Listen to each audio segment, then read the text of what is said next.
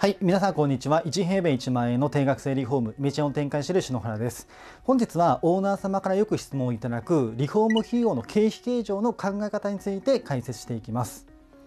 よくオーナー様と商談をしていると、リフォーム費用は全額経費計上できますかという質問をいただきます。この質問にシンプルにイエスかノーかで答えると、結論ですね、答えはイエスとなっています。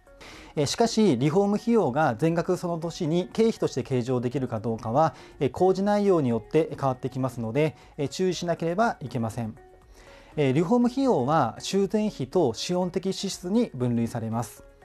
修繕費とは建物を維持管理する上で必要な工事のことで、修繕費に振り分けすることができればその年に一括経費として計上することが可能です。一方、資本的支出とは資産価値がアップするような工事項目になり、資本的支出に分類されると内装リフォームの場合は10年から15年で減価償却しなければいけません。リフォーム費用がどの程度その年に経費として認められるかによって所得額が変わってきますので、リフォーム費用の修繕比率がどのくらいになるかっていうのはとても重要なポイントになっています。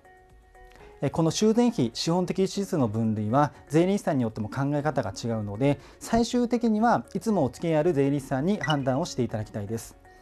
一般的に修繕費は原状回復で行うようなクロスの張り替えやルームクリーニング、エアコン洗浄をはじめイメチェンの基本工事に入っているようなフローリングの上に塩ビタイルを上張りする工事費やソフター履きの張り替え、スイッチコンセントのプレート交換、カーテンレール交換が含まれます。他にもガラス交換や塗装工事も修繕費として計上でき、20万円以内の電気工事、設備工事も修繕費として計上することができます。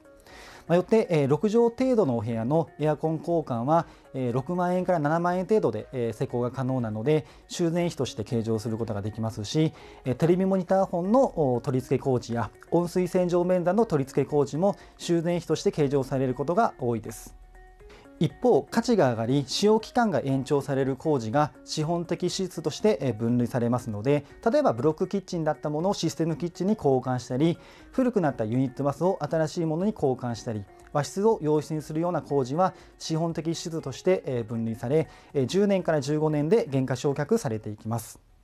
以前オーナー様から聞いたのですが、300万円の見積書で項目にリノベーション工事という記載があったことによって、税理士さんは見積書の中身を見ずにこれは全額減価償却ですねと300万円を全額資本的支出に分類されたことがあったようです。300万円を15年で償却した場合、その年に経費として認められるのは300万割る15年として20万円となります。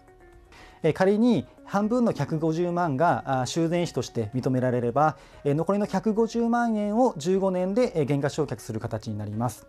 150万円を15で割ると10万円となりますので、その年の経費は150万プラス10万円で160万円という計算式になります。たまに今後の融資のことを考え、税金は極力納めておいて銀行さんへの見栄えを良くしたいというオーナー様もいらっしゃいますが、そのようなことがないのであれば少しでも所得税を安くしたいという方が多いのが現状です。いずれ全額経費にはなりますが、少しでも納税額を減らしてキャッシュを残しておきたいということであれば、修繕費と資本的支出を理解していただいて、最低でもこのレベルの税務知識は持っておいていただきたいです。イメチェンでは工事を発注していただいたオーナー様にこの工事項目は修繕費になるのではないのかなという振り分けもですね、サービスとしてさせていただいております。あくまでも経験上での振り分けになりますので、最終的には税理士さんの判断になりますが、ぜひお気軽にご相談いただきたいなと思っております。はい、本日もご視聴いただきありがとうございました。イメチェンのパンフレットまだお持ちでない方はサイト上からダウンロードすることができますので、ぜひダウンロードしていただきたいなと思っております。また今、イメチェンのエリア拡大のために、リフォーム事業者様向けに事業説明会の開催をさせていただいております。リフォーム事業を強化していきたい不動産会社様、リフォーム会社様いらっしゃいましたら、ぜひ事業説明会の方にも足を運んでいただきたいなと思っております。